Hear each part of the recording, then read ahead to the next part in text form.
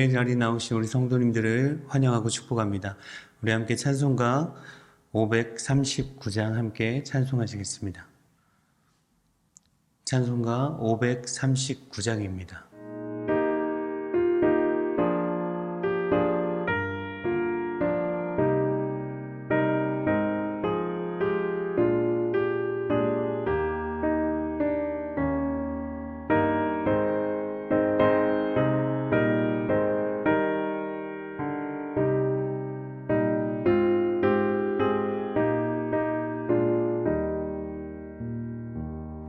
나 예수께 조용히 나가 내 모든 짐 내려놓고 주 십자가 사랑을 믿어 죄 사함을 너 받으라. 주 예수께 조용히 나가 내 마음을 쏟아 놓으라. 늘 은밀히 보시는 주님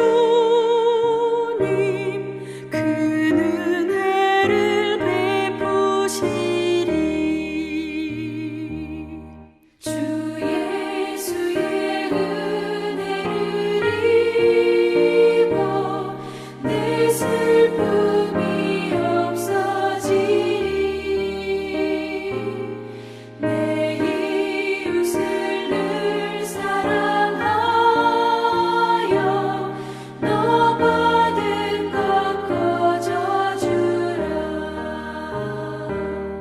주 예수께 조용히 나가 내 마음을 쏟아 놓으라. 늘 은밀히 보시는 주님 그 은혜를 베푸시리.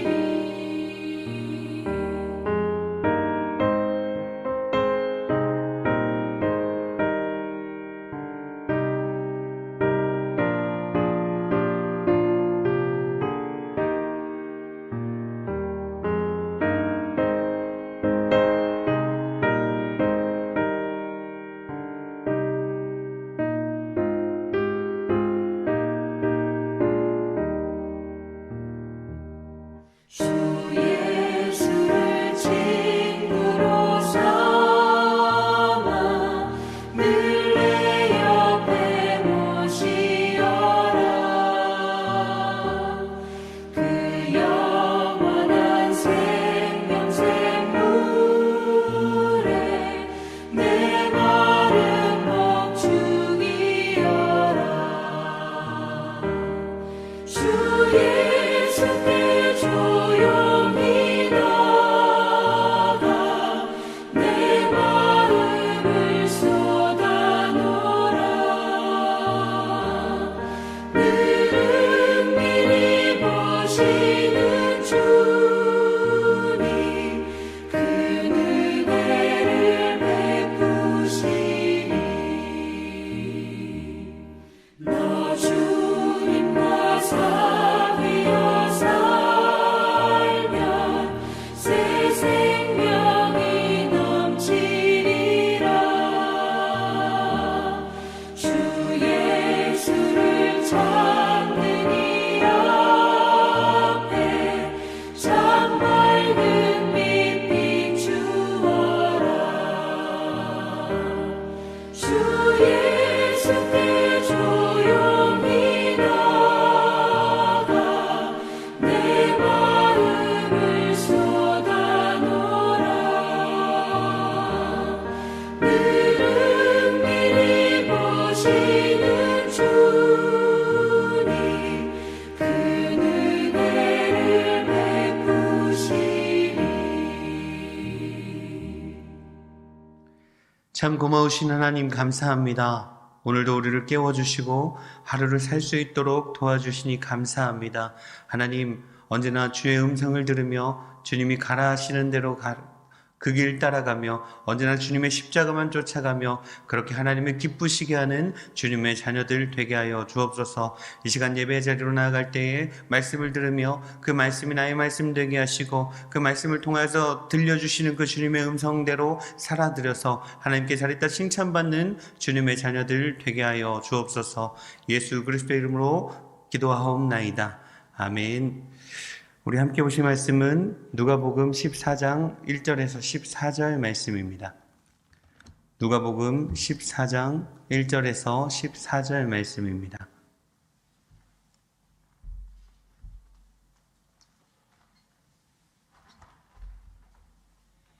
누가복음 14장 1절에서 14절 말씀, 제가 가진 성경으로 신약성경 119페이지에 있습니다. 제가 한 절 읽고 성도님들이 한 절 읽고 그렇게 교독하고 마지막 절은 같이 읽도록 하겠습니다. 누가복음 14장 1절에서 14절 말씀입니다. 안식일에 예수께서 한 바리새인 지도자의 집에 떡 잡수시러 들어가시니 그들이 엿보고 있더라. 예수께서 대답하여 율법 교사들과 바리새인들에게 이르시되 안식일에 병 고쳐주는 것이 합당하냐 아니하냐.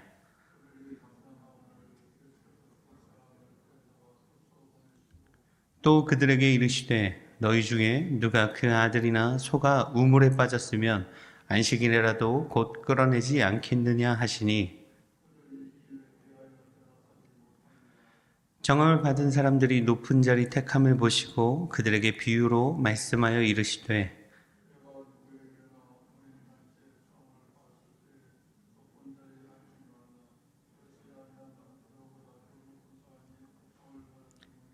너와 그를 청한 자가 와서 너더러 이 사람에게 자리를 내주라 하리니 그때에 내가 부끄러워 끝자리로 가게 되리라.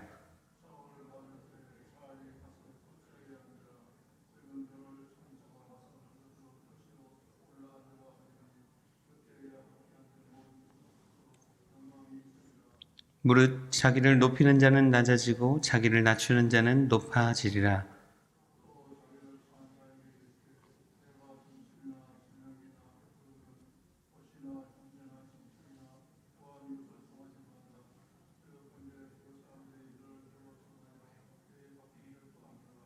잔치를 베풀거든 차라리 가난한 자들과 몸 불편한 자들과 저는 자들과 맹인들을 청하라. 그리하면 그들이 갚을 것이 없으므로 내게 복이 되리니 이는 의인들의 부활 시에 내가 갚음을 받겠음이라 하시더라. 아멘. 제가 좋아하는 찬양 가수 중에 강찬이라는 가수가 있습니다. 그 강찬이라는 가수를 좋아하는 이유 중에 하나는 고음을 참 잘하는 그런 CCM 가수이기도 하면서 가사의 내용들이 참 마음에 와닿았기 때문입니다. 강찬이라는 그 CCM 가수의 찬양 중에 섬김이라는 찬양이 있습니다. 그 섬김이라는 찬양을 제가 월요일에 이렇게 같이 올려드리도록 하겠습니다. 가사는 이렇습니다. 하늘의 영광을 다 버리고 낮은 이곳에 내려오신 주, 죽기까지 나를 사랑하신 그 사랑 얼마나 큰지, 우리가 높아지면 그가 낮추시리, 우리가 낮아지면 그가 높이시리. 하나님이 원하시는 세상으로 나 자신을 낮추는 섬김으로 내 발을 닦아주사 먼저 섬기시고 서로 사랑하라고 말씀하시었네. 하나님이 원하시는 세상으로 나 자신을 드리는 섬김의 모습이 되기를. 이 가사가 마치 오늘 본문을 보고 이렇게 가사를 적었나 싶을 정도로 오늘 본문과 참 잘 맞는 가사인 것 같습니다. 오늘 본문은 예수님께서 한 바리새인의 지도자의 집에 들어가셨습니다. 떡 잡수시러 들어가셨다라고 나와 있죠. 그런데 그 당시에 바리새인의 집에 들어가실 분이십니까? 우리 예수님이 바리새인의 집에 떡 잡수시러 들어가실 분이십니까? 이상합니다. 바리새인의 집에 들어가서 식사를 하신다라는 것이 좀 어색합니다. 우리 예수님에겐 조금 어색합니다. 그런데 그 14장 1절 말씀 뒤쪽에 보면 그들이 엿보고 있더라라고 말씀하고 계시죠. 예수님을 반대하는 사람들이 예수님을 계속적으로 엿보고 있었습니다. 유심히 지켜보고 있었죠. 그리고 그들이 예수님을 식사의 자리로 초대합니다. 어떤 이유가 분명히 있었을 것입니다. 단순히 예수님을 믿는다든지 예수님을 존경해서라든지 이런 이유는 아니었을 것입니다. 이것은 감시일 수도 있고 이것은 염탐일 수도 있습니다. 호기심일 수도 있고 어쩌면 그럴 가능성이 희박하겠지만 예수님을 믿고 싶은 마음이 조금이라도 있었나 싶습니다. 그런데 이유는 나중에 나오겠지만 갑자기 수종병에 걸린 사람이 예수님께로 나옵니다. 어떻게 수종병 든 사람이 그 바리새인의 집에 들어왔는지조차 조금 의문입니다. 그 사람이 예수님이 오셨으면 거의 잔치집 분위기인데 수종병에 걸린 사람이 그곳 가운데 나와왔다는 것, 그 자체가 조금 의문이 드는 일입니다. 하지만 그 수종병 든 사람으로 인해서 오늘 본문이 시작되어지는 거죠. 여러분, 그 당시 유대인들은 병에 걸리면 하나님의 심판이라고 생각했습니다. 문둥병에 걸리든 수종병에 걸리든 분명히 죄를 지었기 때문에 저렇게 고통받고 있는 거야 라는 생각이 만연했다라는 것입니다. 여러분, 수종병이 무엇이냐면 이 수종병은 물을 이야기하는 그 헬라어 휘도스에서 유래한 것입니다. 신약 성경 중에 오직 이곳에서만 사용되는 단어입니다. 수종병. 이것은 뭐냐면 신체의 여러 부위에 물이 고여가지고요. 그래서 그렇게 썩어가는 병입니다. 몸이 붓고 살이 썩어가는 그 당시의 불치병이었다라는 것입니다. 이것은 만성질환이었습니다. 갑자기 위급해진 병이 아니라 만성적인 질환이었다라는 것입니다. 바리새인들에게는 이 만성 질환이 안식일에 고칠 만한 병이 아니었다라는 것이죠. 이러한 만성 질환을 안식일에 치료하는 것은 그들에게 불법이었다라는 것입니다. 예수님은 이 바리새인들의 생각을 알고 계셨습니다. 과연 이 사람이 안식일의 병을 고칠 것인가, 고치지 않을 것인가 라는 생각이 바리새인들에게 있었다라는 것이죠. 그래서 예수님은 바리새인들이 그것을 결정하는 일에 참여하도록 하십니다. 지혜로우시죠. 그들이 그것을 결정하는 일에 참여하도록 하셨다라는 겁니다. 14장 3절 말씀 제가 읽어드리겠습니다. 예수께서 대답하여 율법 교사들과 바리새인들에게 이르시되 안식일에 병 고쳐주는 것이 합당하냐 아니하냐. 너희가 판단해 보라는 겁니다. 안식일에 내가 이 병을 고치는 것이 합당하냐 합당하지 않느냐 너희들이 한번 판단해 봐라라는 것이죠. 그런데 평소에 바리새인들 같으면 막 들고 일어나야 되는데도 불구하고 14장 4절 말씀에 그들이 잠잠하거늘이라고 말씀하십니다. 그들이 잠잠하거늘, 그들이 대답하지 않았다라는 것입니다. 이것은 암묵적인 동의 아니겠습니까? 예수님께서 이 사람을 고쳐주는 것이 합당하냐, 합당하지 않느냐라고 물어보시는데 대답하지 않았다라는 것은 동의한 것이죠. 그래서 예수님은 그 사람을 고친 다음에 내보내셨습니다. 이제부터 이 바리새인들에게 딜레마가 생기는 겁니다. 분명히 자신들이 안식일의 치유를 허용했다는 것은 그들이 지켜온 전통적인 법에 위반되는 것이었기 때문입니다. 하지만 이들이 금할 수 없었던 것, 고치지 말라고 할 수 없었던 것은 이 사람들은 또한 외식주의자였기 때문입니다. 만약에 거기서 고치지 말으라고 소리쳤으면 많은 사람들이 자신을 어려운 사람을 돌아보지 않는 자로 볼까 싶어서 아무 말도 하지 못했다라는 겁니다. 바리새인들이 공격하기 전에 예수님께서 다시 한번 질문하십니다. 너희 중에 누가 그 아들이나 소가 우물에 빠졌으면 안식일이라고 끌어내지 않겠느냐? 너희 아들이나 너희 소가 우물에 빠지면 안식일이라고 해서 끌어내지 않겠느냐? 아들하고 소가 비교 대상인가에 대해서 많이 고민했습니다. 하지만 그 당시에 아들도 참 귀했지만 소도 자신들의 전 재산이었기 때문에 그렇게 비유하신 것 같습니다. 어떻게 하시겠습니까? 우리 성도님들은 어떻게 하시겠습니까? 안식일에 아들이나 소가 우물에 빠지면 끌어내지 않으시겠습니까? 너무나 상식적인 이야기를 하고 계시는 거죠. 14장 6절 말씀에 보면 그들이 이에 대하여 대답하지 못하니라 라고 말씀하십니다. 또다시 침묵하는 거죠.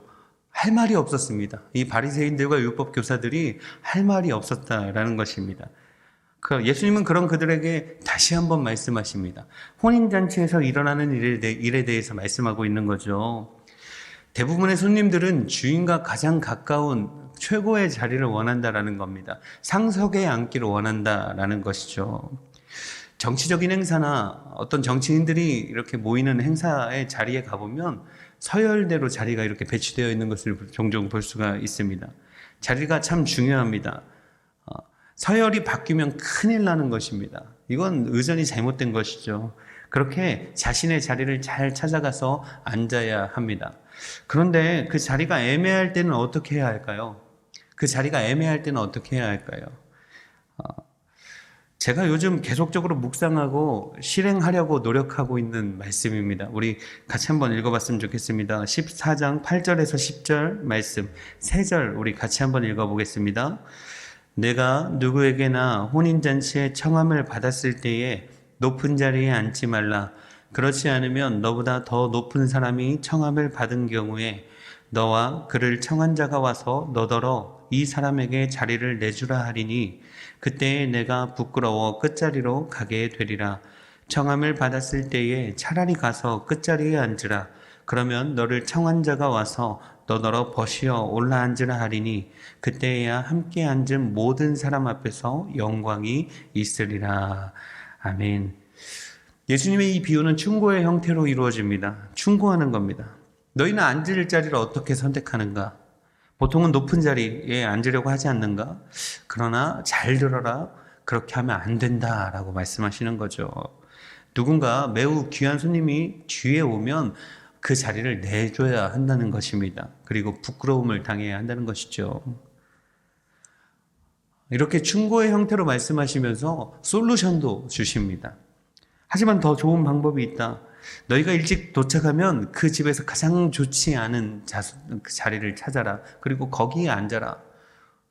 거기에 앉아있으면 주인이 와서 네가 거기 앉아있는 것을 보고 너 왜 여기 앉아 계십니까? 여기 앉아 계실 분이 아닙니다 하면서 상석으로 옮겨줄 것이다. 그때 너는 영광을 보게 될 것이다 라고 이렇게 말씀하시는 겁니다. 그렇지 않겠습니까? 한번 시험해 보셨으면 좋겠습니다. 분명히 경험하실 수 있으실 것입니다. 그러시면서 예수님은 엄청난 진리를 선포하십니다. 역설의 진리입니다. 기독교의 진리이지요. 14장 11절 말씀입니다. 무릇 자기를 높이는 자는 낮아지고 자기를 낮추는 자는 높아지리라. 이 모든 것의 의미는 단순합니다. 스스로 영광을 얻으려고 하면 낮아질 것이고 또 겸손을 보인다면 큰 영광을 얻게 될 것이라는 겁니다. 자기를 자꾸만 높이려고 하는 사람이 있습니다. 자신의 것을 드러내려고 하고 자기가 센 것처럼 보이고 싶어하고 자신이 하는 것은 다 옳다고 생각하면서 가지고 있는 작은 권력을 자꾸만 누리려고 하는 사람들이 있다라는 것입니다. 그 권력에 만족하지 못하고 더 많은 것들을 누리려고 아둥바둥 살아가고 있죠. 그 사람의 끝은 어떻게 되겠습니까? 스스로 높아지려는 그 사람의 끝은 어떻게 되겠습니까? 오늘 말씀은 분명히 선포하고 있습니다. 자기를 높이는 자는 낮아질 것이다. 그리고 자기를 낮추는 자는 높아질 것이다.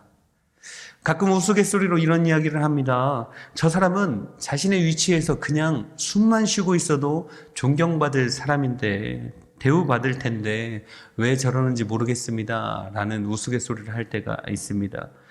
겸손하게 잠잠히 그냥 있으면 높여줄 텐데 자기를 자꾸 높은 사람처럼 보이려고 하다가 되려 손가락질 당하는 사람들이 있더라는 것입니다. 안타까움을 금치 못했습니다. 우리 성도님들 기억하셨으면 좋겠습니다. 자기를 낮추는 자를 높이시는 하나님이시다라는 사실을 꼭 기억하셨으면 좋겠습니다. 교회에서 여러 직분들을 가지고 계실 것입니다. 그 직분은 자신을 높이라고 주신 직분이 아닙니다. 직분이 더 무거워질수록 더 섬기고 더 겸손하라고 주신 직분이라는 것입니다. 여러분 피라미드 아시죠?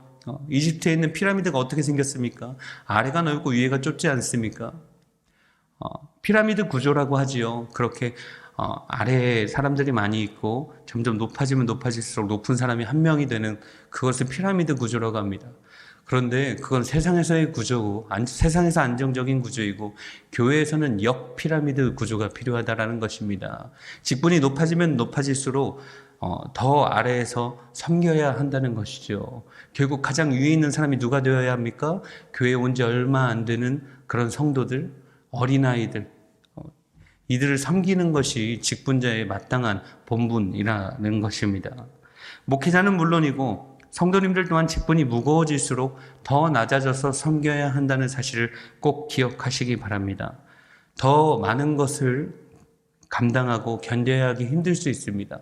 몇 명 안 되는 인원이 많은 사람들을 섬겨야 하는 이 역피라미드의 구조 속에서 더 힘들 수도 있습니다. 하지만 예수님이 그렇게 하셨기 때문에 우리도 그렇게 해야 한다는 것입니다. 묵묵히 참고 견디어내면 하나님께서 높여준다고 약속하셨기에 우리가 그 사명들 잘 감당해야 할 줄 믿습니다. 손님으로서의 어떤 비유를 마치신 후에 예수님은 주인으로서의 행동을 교훈하십니다. 품앗이하지 말아라. 품앗이보다는 가난한 자, 병든 자, 약한 자들을 찾아라 라고 말씀하시는 거죠. 세상의 방식과는 반대로 그렇게 공공한 자들을 자신의 잔치에 초대하라고 권면하고 계십니다. 너무나 당연하게도 우리는 우리에게 도움이 되는 사람들을 찾지 않습니까? 앞으로 나에게 도움이 될 만한 사람에게 가서 손을 내미는 것이 우리의 삶 아니겠습니까? 그런데 그것은 세상 사람들이 하는 행동이라는 것입니다. 교회에서도 그렇습니다. 나에게 도움이 되고 나에게 힘이 되는 사람들만 찾는다면 세상과 구분이 없다라는 겁니다. 오히려 더 가난하고 더 어렵고 더 힘들고 더 연약한 자들을 돌아보아야 한다고 말씀하고 계십니다. 우리의 모습들 한번 돌아봤으면 좋겠습니다. 우리는 과연 어떻게 살고 있습니까? 하나님 앞에서 진실되고 신실한 종으로 살고 있습니까? 아니면 세상과 구별 없는 품앗이의 삶을 살아가고 계십니까? 예수님은 계속 말씀하시면서 오늘 본문이 마무리되어집니다. 당신이 그 약한 사람들, 병든 자들을 초대한다면 그들은 당신에게 갚을 수 없을 수도 있다. 그런데 그것을 생각하고 베푼다면 그것은 베푸는 것이 아니다라는 거죠. 오히려 우리는 하나님을 위해서 이 일을 해야 합니다. 우리가 하나님의 방식으로 일하면 하나님이 갚아주실 것이기 때문입니다. 어떻게 갚아주십니까? 하나님이 보상하시는 그 부활, 그 의인 가운데 우리가 속할 것이다 라는 겁니다. 그렇게 우리에게 갚아주실 것입니다.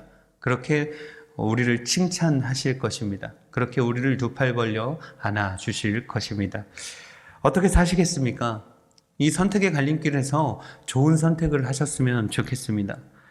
높은 자리, 명예로운 자리, 물질이 따라오는 자리를 추구하며 사시겠습니까? 아니면 낮지만 명예도 없지만 물질도 없지만 묵묵히 하나님의 일을 감당하며 도리어 섬기며 사시겠습니까?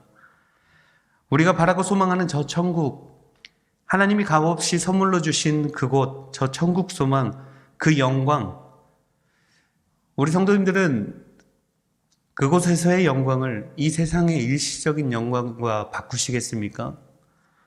이 선택의 갈림길에서 하나님이 기뻐하시는 선택을 하심으로 말미암아 하나님의 선한 사역에 귀하게 쓰임 받으시는 우리 성도님들 되시기를 간절히 소원합니다.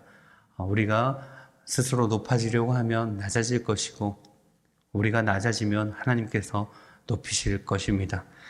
우리 주기도문으로 예배 마치도록 하겠습니다. 하늘에 계신 우리 아버지여, 이름이 거룩히 여김을 받으시오며 나라의 마옵시오며 뜻이 하늘에서 이룬 것 같이 땅에서도 이루어지이다. 오늘날 우리에게 일용할 양식을 주옵시고 우리가 우리에게 죄 지은 자를 사하여 준 것 같이 우리의 죄를 사하여 주옵시고 우리를 시험에 들게 하지 마옵시고 다만 악에 서구하옵소서. 대개 나라와 권세와 영광이 아버지께 영원히 있사옵나이다. 아멘. 우리 시간 말씀을 기억하시며 함께 기도했으면 좋겠습니다. 스스로 높아지려는 세상적인 사람이 아니라 도리어 겸손함으로 섬기는 자가 되게 하여 주옵소서.